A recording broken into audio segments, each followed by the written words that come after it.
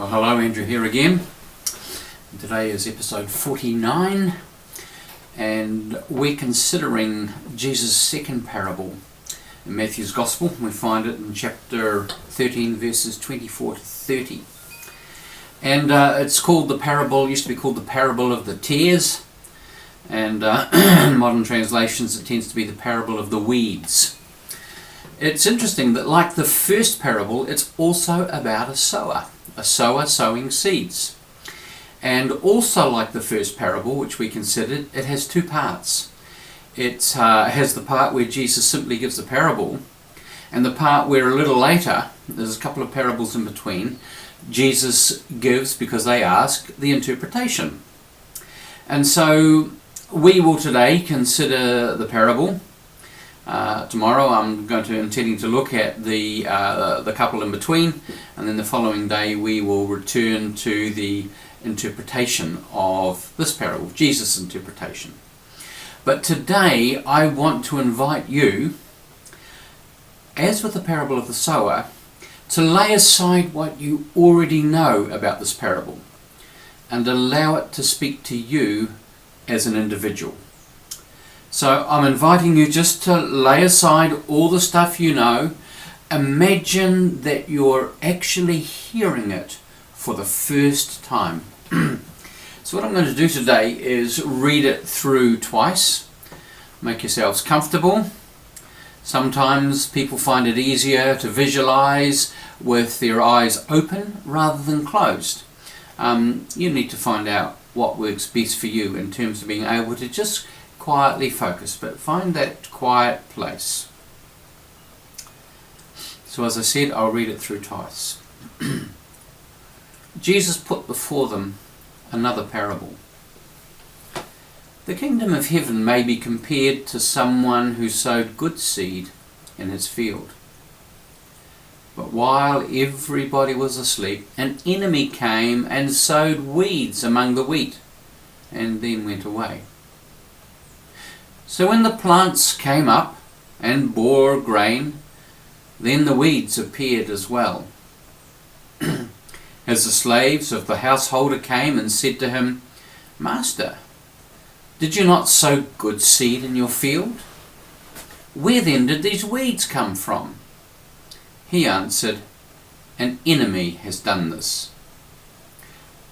The slave said to him, "Then do you want us to go and gather them?" But he replied, "No, for in gathering the weeds you would uproot the wheat along with them.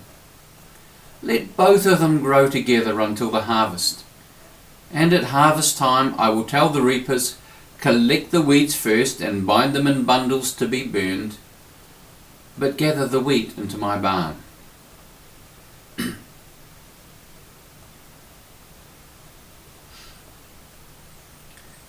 Jesus put before them another parable. The kingdom of heaven may be compared to someone who has sowed good seed in his field. But while everybody was asleep, an enemy came and sowed weeds among the wheat, and then went away. So when the plants came up and bore grain, then the weeds appeared as well. And the slaves of the householder came and said, "Master, did you not sow good seed in your field? Where then did these weeds come from?" He answered, "An enemy has done this." The slaves said to him, "Then do you want us to go and gather them?" But he replied, "No, for in gathering the weeds you would uproot the wheat along with them. Let both of them grow together until the harvest. And at harvest time I will tell the reapers, collect the weeds first and bind them in bundles to be burned, but gather the wheat into my barn." It might be worth stopping the video here and sitting a while with what has or is or might yet come for you.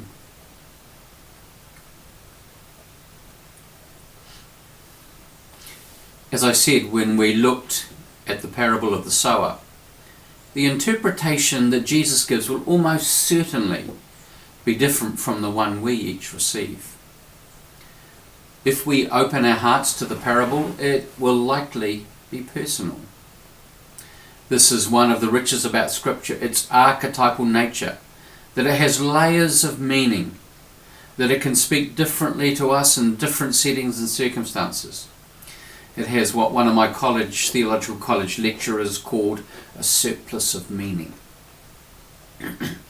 I now want to make just a couple of observations about this parable, divorced from the meaning that Jesus attached to it. I hope that both what Jesus says and what I'm about to say might be life-giving in some way. Now, this was personal. This is how it was for me. I take it that the good field is me, the raw essence of who I am. Jesus sows the good seed. Then, unbidden, the devil sows the bad seed. Now, I don't know that we don't like to talk about the devil, but let's just acknowledge that there's a reality that is there. There is no sense of fault attached to the field. That's me. This is done in the dead of night. This is done when any of us, are not able, in fact, to defend ourselves. And so we see both good and bad appearing. Now, I don't know about you, but I've got a pretty strong hunch that sounds pretty much like your life as it sounds like my life. My life as it is. There's both good and bad mixed in there together. We all have fault lines running through our lives. We all have addictions of some kind that we struggle to get on top of. We all have mixture, all are a mixture of good and bad. And Jesus suggests that seeking to remove the bad may in fact be counterproductive. It may also do terminal damage to the good. Might destroy the good by trying to remove the bad. And I think we see this hinted at in 2 Corinthians 12 in Paul's complaint to the Lord about his thorn in the flesh, a messenger of Satan sent to torment him.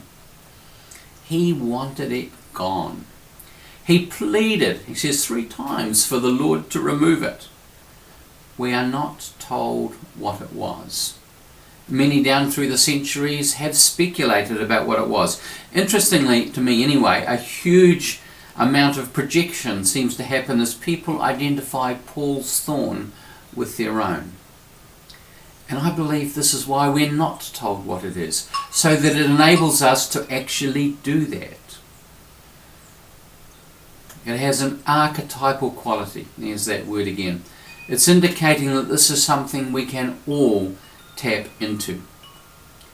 We see that it was there for a purpose. In Paul's case, it kept him humble, aware of his constant need of grace. He had to live with it. Personally, I have a conviction that all who are involved in pastoral ministry in some way need to have one. They need a thorn in the flesh. And for the same reason that Paul did. As I said, we all have fault lines in our lives. They're the places to which we will polarize, the places to which we will go, the places into which we will lurch when life gets hard. When we become overtired or overstressed or bored or just generally unhappy. When we feel that their tug, their warnings that we are out of alignment with the best part of ourselves, with God. It's a kind of warning sign that saying, actually, Andrew, you need to sit up and take notice. There needs to be some redress that's going on, and you need to be asking yourself, what is actually happening for you at this point? And seeking to turn towards the Lord and asking for grace in this moment. Removing them is not the answer. The question is, how do we live with them? We could see them as gifts, as Paul's was to him, though he clearly wasn't very happy about it and wouldn't exactly have seen it this way. But they potentially protect us from ourselves if we heed their warning. Alternatively, we can allow them to destroy us. I appreciate the insight of the Greek Stoic philosopher Epictetus,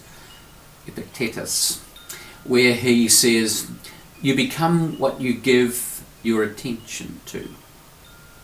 Think about that for a moment. You become what you give your attention to.